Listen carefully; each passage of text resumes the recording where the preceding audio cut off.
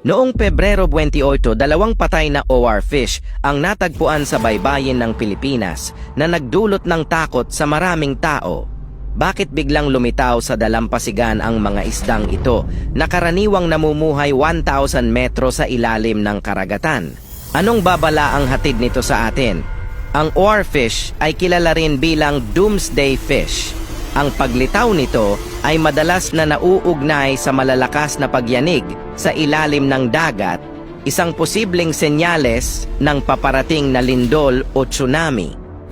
Maraming propeta ang nagbabala na isang mapangwasak na lindol at tsunami ang tatama sa Pilipinas sa Hulyo 2025. Maaari ba itong maging realidad?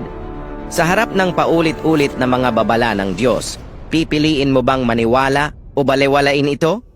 Magpapatuloy ka ba sa paghahangad ng makamundong kasiyahan o magsisisi ka at lalapit sa harap ng Diyos? Ang iyong pagpili ang magpapasya sa iyong buhay o kamatayan. Sabi ng Diyos, ibinibigay ko sa iyo ang isang pagkakataon na magsisi ngayon ngunit ayaw mo.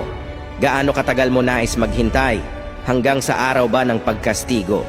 Habang may panahon pa, ang pagsisisi ang tanging daan.